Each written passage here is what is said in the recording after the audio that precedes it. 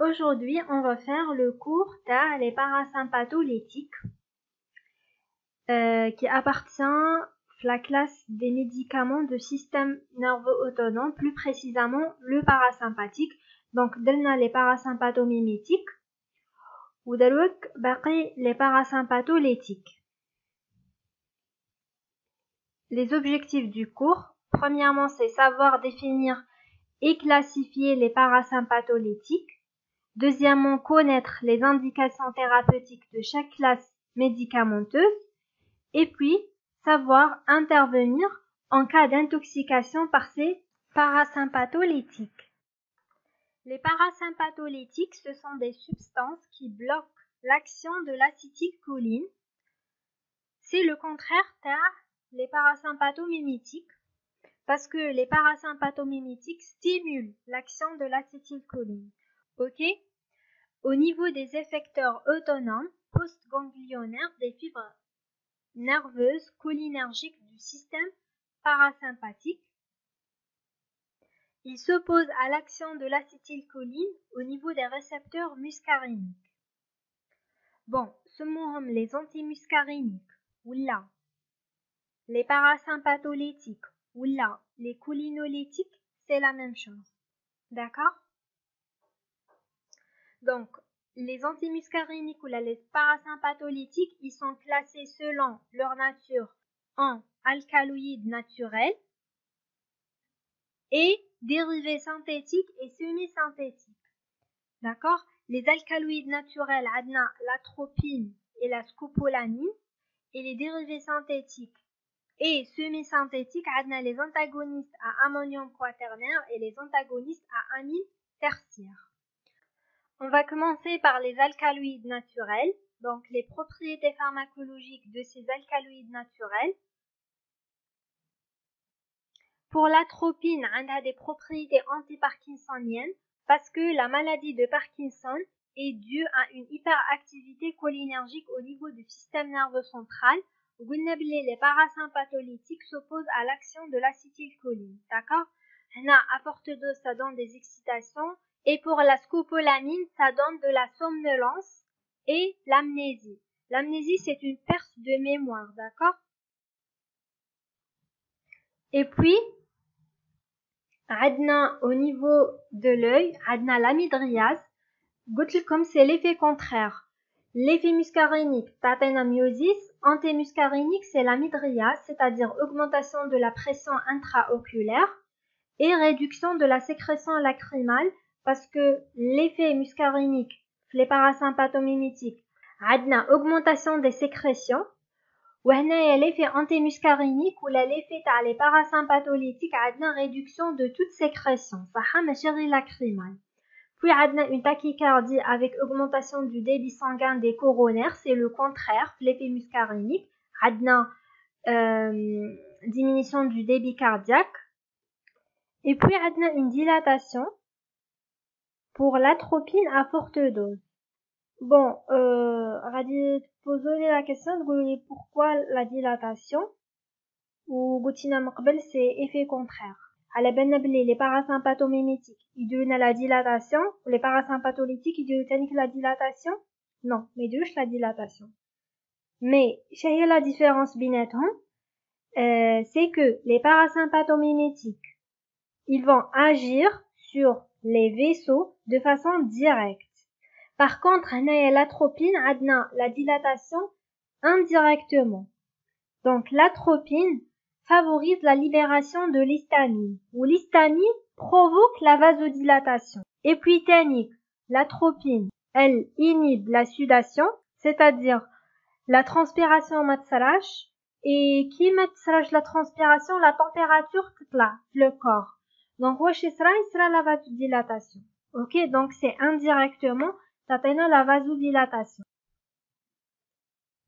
Et puis, on a la diminution du péristaltisme gastro-intestinal et la sécrétion salivaire gastrique biliaire, et ça donne des constipations. C'est l'effet contraire. Les parasympathomimétiques ont une augmentation du péristaltisme, diminution du tonus de la musculature lisse et de la vessie et de l'urètre. L'effet muscarinique a l'augmentation du tonus musculaire, وعندنا l'évacuation urinaire. Par contre, هنايا عندنا une apparition d'une rétention urinaire parce que la contraction تاع la vessie ما تصراش. Et puis عندنا le relâchement des muscles lisses bronchiques, bronchodilatation. Les parasympathomimétiques عندنا bronchospasme et diminution des sécrétions bronchiques. En pratique courante, l'atropine est utilisée en anesthésiologie. Pourquoi? Parce qu'il y a certaines substances anesthésiques qui peuvent donner une hypersécrétion bronchique. Donc, on donne un peu d'atropine pour prévenir l'hypersécrétion secondaire à certaines substances anesthésiques. D'accord? Et aussi pour prévenir les réflexes vagaux. Elle est utilisée comme un antispasmodique et une coulure midriatique pour un examen de fond d'œil et en cas d'intoxication par les organophosphorides. Déjà, le cours précédent. Et pour la scopolamine, par voie injectable en pré-anesthésie, en cas d'accouchement ou là, et par voie percutanée, ça donne un effet anti-nausée. Donc, les alcaloïdes naturels, on va passer aux dérivés synthétiques et semi-synthétiques.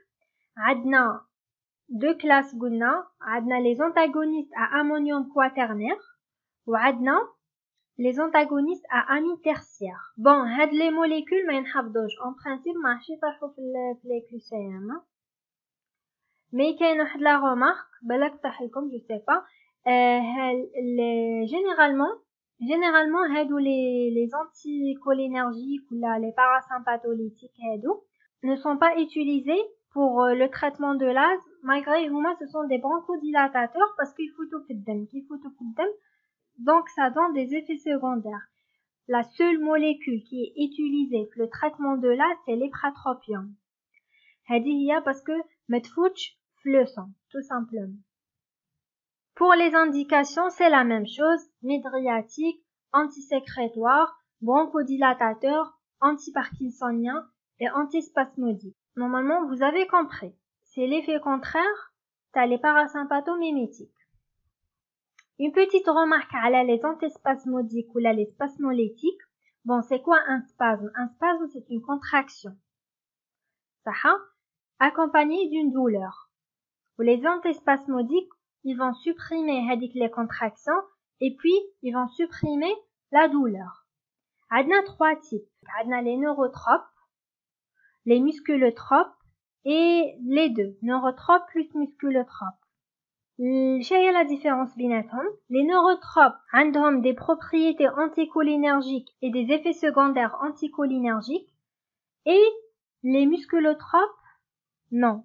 Ils sont dirigés contre les récepteurs qui se situent dans la musculature lisse intestinale. Et si vous rappelez le cours précédent, les muscles, فيهم les récepteurs nicotiniques.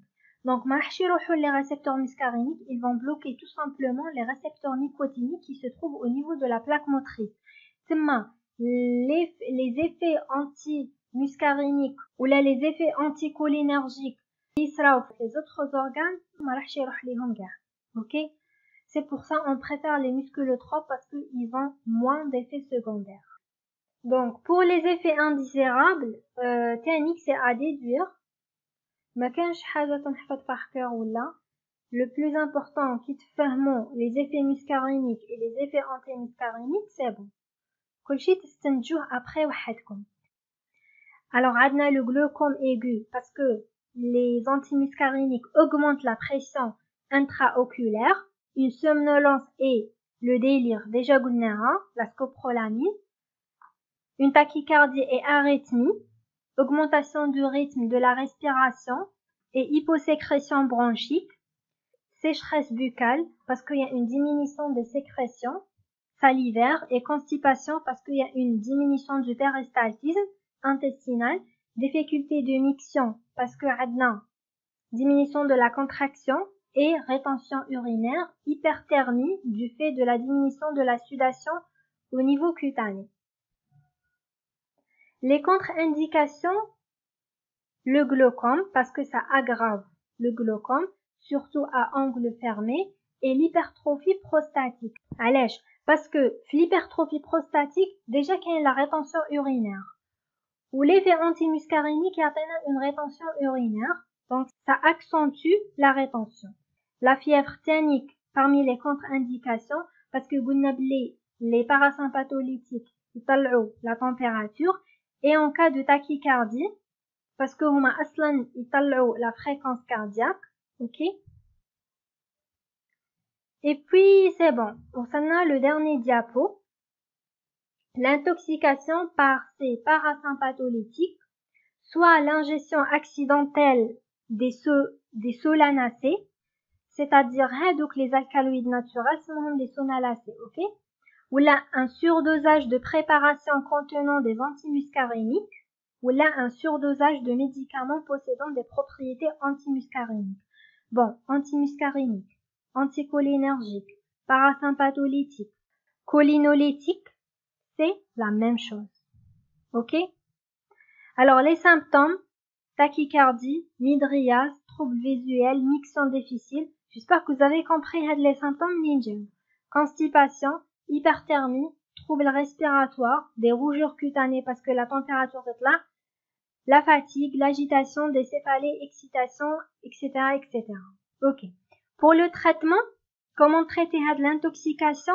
Tout simplement, on va éliminer les toxiques par le lavage d'estomac. On peut utiliser le charbon. Vous n'appelez le charbon, il fixe les produits, mais خليهمش absorber. Et puis on donne un traitement symptomatique à la l'excitation, OK?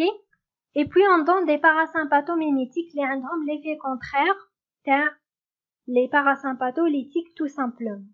Et c'est bon, le cours est terminé. J'espère bien que vous avez très bien compris et à la prochaine.